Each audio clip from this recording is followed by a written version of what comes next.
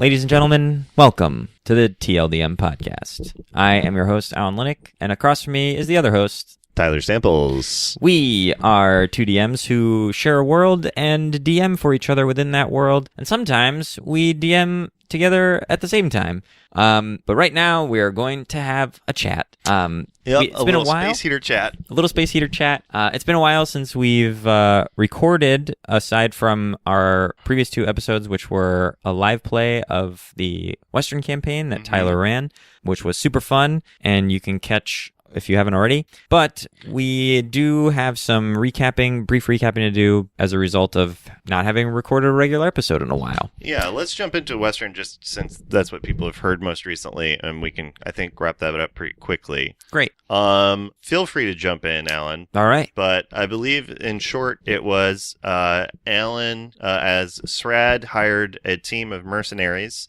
and the group headed back to Flern, infiltrated through a lesser-known means of getting in through the siege-ready Flern. All the walls guarded and all the gates down. They managed to use brute strength and cunning to lift up a portcullis long enough to slip underneath, get inside, make their way to the underdepths of Flern, Castle Flern, destroyed the aboleth, and then made their way into the Castle Flern itself. And after much fighting in Ballyhoo, brought down Lord Mayor Stevis the 16th, presumptive heir of Castle Flern. Yeah, we fucked that guy up, and it felt really good. Yeah, and the part of it that I found interesting, that I'll just the one thing I'll say, we had like a bunch of like werewolf characters, like minions that they were fighting and stuff. There was like 8, and then it was I did a lot of like rule of cool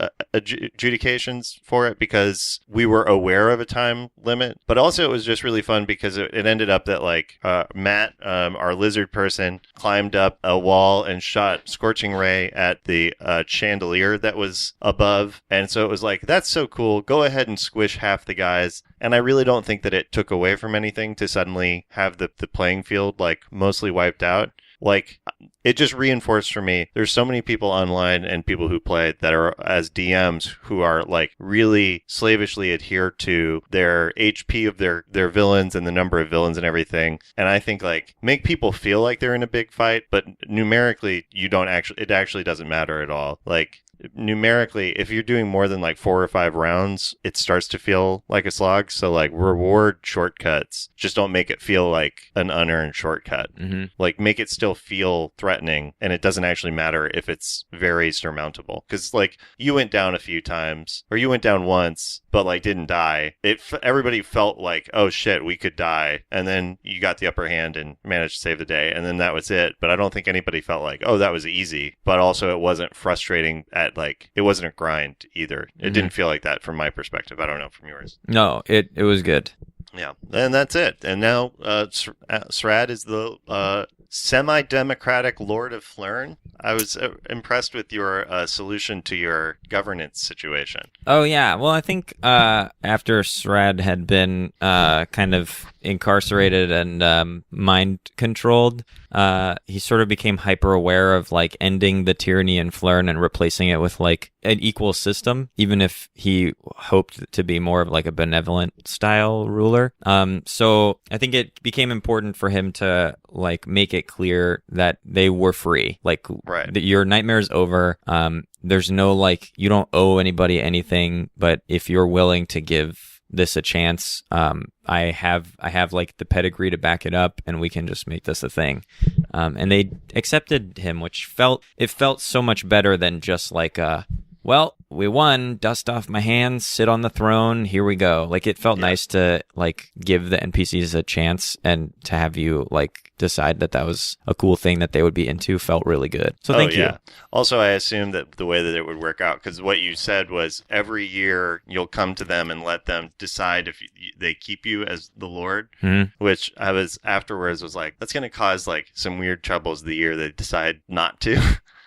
So I think what it is like that, but I feel like what would end up happening is that would be the year for like them like a to bring parliamentary sort of dealy. or like that would be the day in which they bring their biggest like almost hold court against you, and then like find judgments against you that you have to be bound by in order to like clear the palate or something, like Magna Carta style. Yeah, like exactly. Which is very fun. Yeah, I mean, I'm looking forward to it. Yeah, if Srad even lasts that long, we'll see. I mean, Srad better appoint an heir. I mean, we got a foretelling that he was going to die a weird, gruesome death. Well, we did set 100 years into the future. We were flash cutting between the events as they were happening and the dramatic retelling of the events, which was actually a really cool device that I might steal and use all the time. It was really fun. Like, you did it one time as like almost like a throwaway joke, but we at the table, we just loved it so much we kept making you do it. It was fun to be like, and then we cut forward 100 years to the dramatic retelling, and in this version, and heightening everything. Yeah, and like all the stuff that was like hard and shitty, where like we were covered in like shit water and like bleeding and hurting or whatever. Like in the movie version, we like emerge from this like waterfall riding the dead body of this thing as it crashes into the ground. Yeah, that was pretty fun. It was cool to like see the Hollywood version of our stumblings. Yeah. So that's essentially that, and now we're gonna go into some more volleyball now that Flern is a sort of nation state, a city state fielding its own volleyball team, and I'm going to use that. I have a sort of loose, stupid justification system to use that to prompt getting to the next set of Castle and the one after that. So, that's where the Western campaign is. We basically wrapped up a small arc. Yep. Satisfactorily. That's it. Alan, tell us about this Eastern campaign. So, the Eastern campaign, I took the opportunity after the rise of Activia as the new lady of House Dannon to do a sort of soft reset into what I am calling Season 2 of the adventure, where the party has decided to circle back and double down on a completely unpursued plot thread from like basically day one of this campaign, which is this far away other continents demonic invasion. And as a means of pursuing a way to stop that invasion, or correct it at least, the party has decided in the beginnings of our sort of like new season, which we did with a kind of world building session where we describe what people got up to over the course of like a couple of weeks. So we basically just did like a chronological fast forward, which is a super fun way to let players decide and announce new personal arcs, if there are any, to make clear their points of interest, that sort of thing. And also we used it as an opportunity to build a bunch of characters and kind of rebuild the world a little bit, flesh it out, which was super fun. But the party has decided to make a deal with a devil. A mysterious and powerful fiend named Nyktos has offered the party a contract to help them, or at least to enable them to stop this demon invasion, and a lot of that session was really just negotiating the terms of the contract back and forth in character. I wrote a 3-page situation in legalese based loosely on a similar concept done by Matt Mercer in an episode of Critical Role. And that was a lot of, like, over half that session was, like, talking to this devil and working out the terms and ultimately signing it. But I'm curious, I'll post both versions, the Mercer original and the one I made, as fun links in the description of this episode for you if you're interested in them. But I'm curious how that felt, because we kind of had a couple of sessions back to back here that were real, like, in-character talky situations. Yeah, and then today we kind of finished that up and then hit the road. Right. I mean, I had fun. I'm trying to order my thoughts. One thing I've noticed today, and because we just finished a game not 10 minutes ago, today and last week, that I would offer as something to be aware of as a DM, that I've noticed that has happened both times, at least with our group, is the amount of open-endedness with the world interaction, I think, is creating some choice paralysis in some respects, because like both this week and last week we will like putter around not doing anything until present. Our group seems to be very much a reactive group in terms of like you give us options and then we will react to those options. But when it's like, cool, so what do you guys do? It seems like we really don't do anything. Like we don't take any steps towards anything, because it feels like people are waiting to be told what our important ones are. Mm-hmm. So that felt a little, so like the last session we played, for me, it was a little frustrating just because it took us so long to get to the contract. I think like we played for probably like 2.5 hours, and I think the first hour and a half was literally us like for me it was like, it was clear like, well, that's the next important thing for us to do. But rather than like us just getting to it, it was kind of waiting for us as characters to say like, well, let's go do this. But like not all of our players have that much investment in the world, so it was a lot of like waiting for that. I think there was a moment where for me watching it was clear of like, oh, we're never on our own going to get to the contract negotiations. Yeah, there was a point where I was like, hey, that's the one thing that was I gently reminded everyone, because I felt that too, where I was like, it feels kind of like I had assumed from the week before that would be like one of the first things that we did. Same. But then it seemed like we were doing other stuff, and it feels weird as a DM sometimes to be like, well, let me interrupt the thing that you're already doing to remind you that like hours ago in game time you had already decided to do this thing. You know what I mean? Yeah, so because for me, I was like, I said a few times like, well, let's get to the contract stuff, but I was like, I don't want to, like, as a fellow player, I can't be like, no, we stopped doing, like, you know, I feel a little bit constrained in terms of that, because I also am not interested in doing it where the like active role playing that I'm the only one participating in, which is what it sometimes feels like, is like I'm the only one paying attention to world events outside of my own character's history. And it was, so I was thinking about it and I was like, this actually feels like a useful thing of like, sometimes it is nice for the DM to be like, en media res, like, to be like, okay, you're at the contract negotiations and like picking up there, as opposed to the like sort of like the extreme version of it is like, okay, so it's morning, you have the contract negotiations, what do you have for breakfast? Is the sort of the open-endedness that like I think veteran role players are good at knowing how to navigate, to use that to heighten tension and find things. But our group is more people who are like, so it's like, what? So it was, I think, more of like, so you have this contract negotiation scheduled for today. What do you guys do? And it was like, great, I go and look for shoes. And then it was like, okay, cool. And then people are like, I want to buy Crocs. And it was like, great. Why? Because I like shoes. So it was like very like, it's not building towards a purpose. It's just being like, if you say I can do anything, I'll do anything. Which is fun, but at some point it's like, what are we doing? Like, what about this is more interesting than us just all hanging out and like talking as ourselves, you know? I see. Because at that point it's like something. So looking for something you could do in game that you couldn't just like make them up at like a brunch table. Right, exactly. Where it's like, we can do bits about shoes. That's super fun. We can do bits about clothes, but we already do bits about clothes. Or like, if we want to do bits about reality TV, we can actually just set down our character sheets and like talk about that for a while, which we've done before. Like we've had other games where we've been like, cool, we're just going to actually play a real board game instead of playing D&D today. And I don't think that's I think that's people's engagement with the game not being engaging enough. But so it was an interesting thing for me.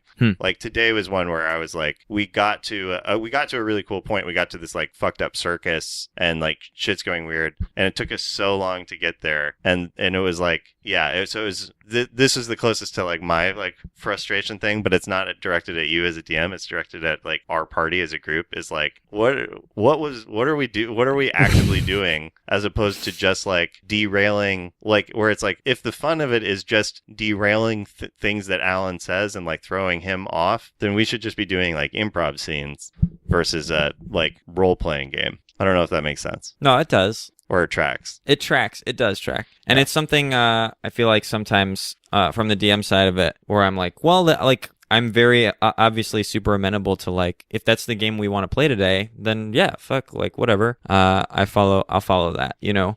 But then on the other side of the board, question mark, whatever that terminology is supposed to be. Coin. Flip, yeah. The other face of that same coin is like, well, I'm also trying to like offer something like you're saying that we couldn't do in another format, or like couldn't as easily do in another format, right? To like generate this like fun storytelling adventure together. Because like to get back to your question, the contract stuff was super fun because it was very interesting in world stuff, and at that point really it was only me and Ian who are the two people who've paid the most attention to stuff in the world.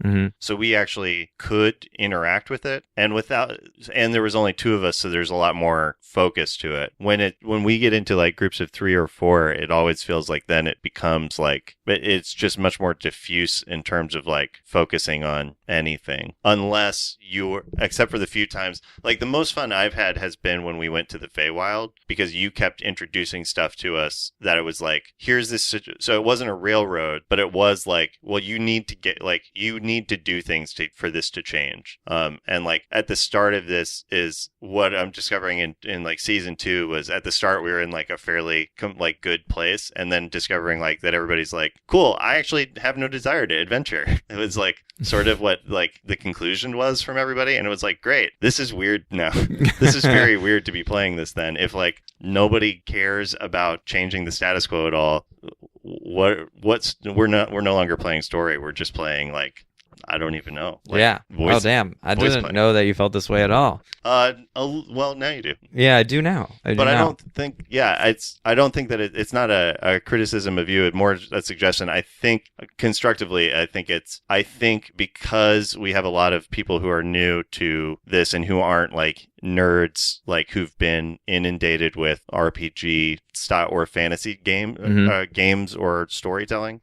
I think like I would say like it's best with new people not to worry about railroading and instead let them push back against railroading rather than like trying to be like I think some railroading is like really comforting because it like lets everybody know what we all find important as characters, like what character wise people think is important, which I think is like useful. Yeah. Which I think like, for example, the circus that we got to is fun, and like that will be fun because we're all dealing with something. But like literally nobody had any motivations to get to the circus at all, other than like we passed a circus and it was like, well, do you want to stop? Yeah, because it's the first like thing of interest that any of us has like encountered in the last hour because we keep avoiding anything interesting, if that makes sense. It does. Yeah. Yeah. And I'm hoping to use, full disclosure, I'm hoping to use some of the time constraints built into, or at least to use the element of time to, again, railroading isn't the right word, but to narrow the path, so to speak. Yeah.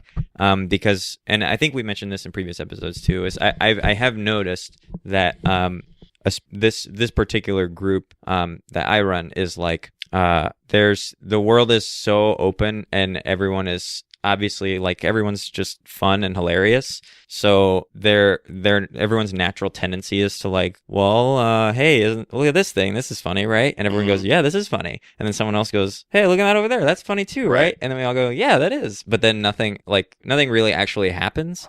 And everyone has a good time. But then when the session's over, we're all like, well, tracking progress on just general anything. Nothing's really happened. Yeah. But I'm trying to use time as a tool to sort of narrow that. So like, I gave a time frame for like when Activia's plan, she's got this like elaborate parent trap plan to reunite these two countries that are kind of at odds with each other. And I was like, great. In about 2 weeks, that's all of the like tricks you deployed are going to come to fruition. Mm-hmm. So, and in 6 days from the day you sign the contract, you get your prisoner back to do with as you wish, right? So like, if it takes 5 days to get where you're trying to go and back, there'll be stuff waiting for you or perhaps passing you by if we don't like move along, right? So hoping to like somehow impress on the group that we're on a timeline now Yeah. But I don't know how, I don't know if that's been made clear yet, but I have some ideas for like at least demonstrating that there are consequences to not respecting that timeline. I guess in terms of the prisoner being brought to us, I assumed they would be brought to wherever we were. If they're being brought back to Dannon Manor, that is not something that was clear to me at all. Yeah. Yeah. So probably true for other people. Probably. In terms of the other one, yeah. But yeah, like it's interesting, like you said, of the like pointing out like, oh, look at that funny thing and that, because I'm certainly culpable of that, but I never feel comfortable being interested in anything because I never feel like anybody will follow. Interesting. Like I've never felt like anybody has any interest in anything my character has set up or has as backstory or like at all. So like I feel like even with anything, I feel like I'll point it out, but I'm like hesitant to be like impassioned about anything, because then I feel like it will just become like, well, cool, we'll sit, let Tyler's character do his thing, and then we'll go back to doing our own stuff, as opposed to like, oh, let's all jump on board this thing the way we were able to with like the Dannons, which I feel like was by large part by being like other people non-Dannon being like, let's go to the Dannons. Mm-hmm. Let us do that. And you specifically being like, this is important. You guys need to go. Like, this is a big opportunity for you guys, and stressing the importance of it. And without some of those cues, I feel like we are all just sort of like in a place where it's like every fun option exists, and it's like, and that's fun. As opposed to like again, like prompting a reaction. Yeah, I mean, I'll do my best.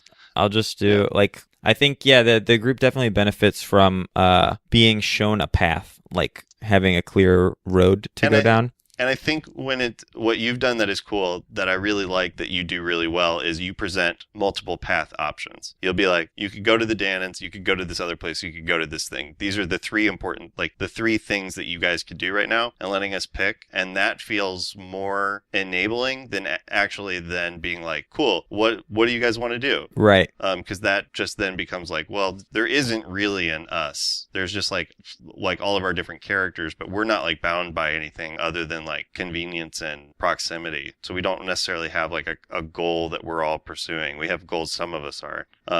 So like when it is multiple paths versus like railroading, which would just be like, well, you can't, this is the only thing that you guys can do, and you can't make any changes to it. Yeah. But when you do you can't go to that town because as soon as you try, they close the gates. Right. Or like whatever. Yeah. Right. That would suck. But if I did that, they would spend hours trying to get into this town, which would be very fun. Yeah. Yeah. That is absolutely true. I think like when you present clear paths, people seem to be savvier to it. Yeah, I'm trying to make that happen. Yeah. So like with the 4 locations that you guys got to choose from today, I tried to make it clear like, hey, look, there's a road leading right from, you know what I mean? Like there is visual cues involved and stuff. And like the one thing I would suggest towards that is making clear sort of a little metagamey what the adventure would be. So like this one, like here, it's in the desert, and it's rumored there's there's this kind of sort of setting up like what kind of adventure you'd be getting based on each one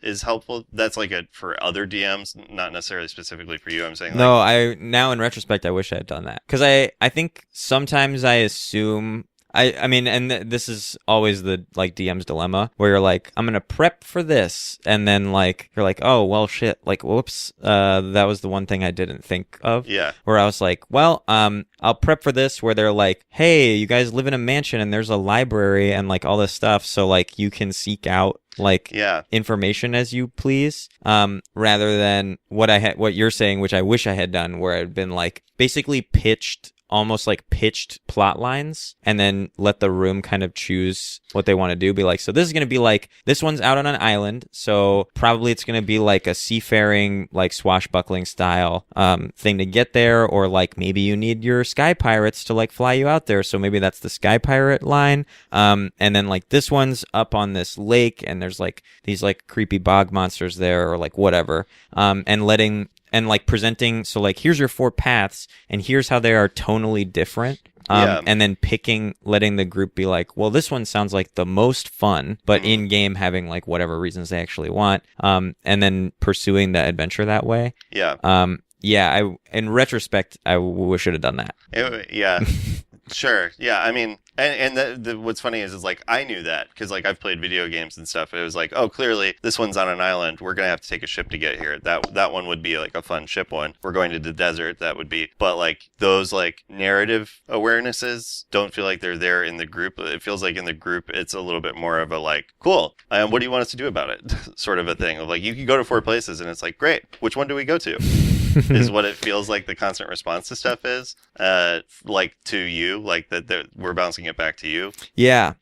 Which is does get just like very tiresome. Where I'm like, let's be. Where I'm a little bit like, let's be heroes, or let's be fuck ups, or let's like be something, as opposed to like just sort of like talking about stuff. Like again, like let's play in a. For me, like with an RPG, is like it's fun to play in a story. Yeah, and I feel I like agree. we're not doing that. I feel like we are playing like characters next to a story. Right. Like, I mean, obviously there's things I can try to do on my end, but I'm wondering if there's like a way where, you know, so let's say you're sitting at the table and you find yourself in a situation where you're like, well, we've been presented with 4 options and it seems like everyone's just waiting for someone to say or do something. If there's a way to like start a conversation in character that means something, you know what I mean? Like where you look at the map and as Les, you say something like, where I'm from is mostly desert, so I'm most comfortable. Right. Like this one seems like the one that'll be a piece of cake or whatever. Like whatever the like in character prompt is to make that conversation happen inside the game instead of kind of outside of the game. Yeah. I wonder if there's a way. Well, I did try to today when I was like in character was like, we've got to get to Chithelin. We have to do that. And then everybody was like, no, why would we do that? Everybody shut it down, which is like completely fine. But I was like, cool. That's what I wanted. That was the one thing I wanted to do was like, I want to go fight this demon army and like save this demon country from being invaded by demon people. Like I want to get there. We've been talking about it for 8 months. Yeah. And so I was like, cool. If you guys don't want to do that, that's fine. I'm not going to be a pissy pants about it. So like, yeah, you're right. It makes just as much sense to not do that. So let's not. Oh man. Yeah, I didn't know that this bothered you. Oh, it's fine. Yeah, no, well, and like, to be clear, they didn't say like, no, let's not do it. It was instead like, well, we have this we could just go around to these places around us and neutralize the demon and then kind of just let everything else take care of itself down the road, which was like, cool. Okay. Yeah. Like that's fine. Like that, those are also adventures. So really, ultimately, I'm more in favor of us doing something rather than presenting like a tertiary option. Which I was like, yeah, I should have just been like gung ho about one of the options that were already presented to us. Yeah. No, I mean, I totally, trust me, I get exactly what you're saying. Yeah, I think it just is something that I'm still kind of learning how to like toe the line between not forcing everybody into like a hole. Right. But also keeping it tight enough that things actually happen. Because I do there we run the full gamut of like the spectrum of D&D players in our group. Right. Where like we have people who are really just here to goof around. And that's great. And then we have people who are like here to live the story or like see what happened, like tell a thing and like be a part of a thing, which is also great. And then we have like every other, somehow in like 4 people, we have like all of the possible things. Yeah, right. So trying to like find a way to balance that is still something I'm very much it's like so actively hard. working on. It is fucking hard. Yeah. But I'm trying, and especially now that I know that bugs you, is like that's something that I'll work on. Well, I think what it is in some degree is it's like I have no problem playing with people who like want to goof around. I do have a problem when people who just want to goof around can't see that other people want to play other ways. Because like I can always default to like goof around play, but I've never experienced anybody default the other way. Like rarely does somebody who just wants to goof around like be like, all right, I'll be a good sport and also dive into the story of this. Like they usually pull everybody to them as opposed to like intermingling styles, which is just a thing that always feels weird to me because it's because I feel like similarly then you as a DM, you're in the position where you're a little bit held hostage by those people's attention span, because as soon as you feel them losing interest, that makes the game feel weird. So you have to like go back to them to kind of give them a fix of focus. But so then they get a lot of focus in the game. And I've had this with a player before where it was like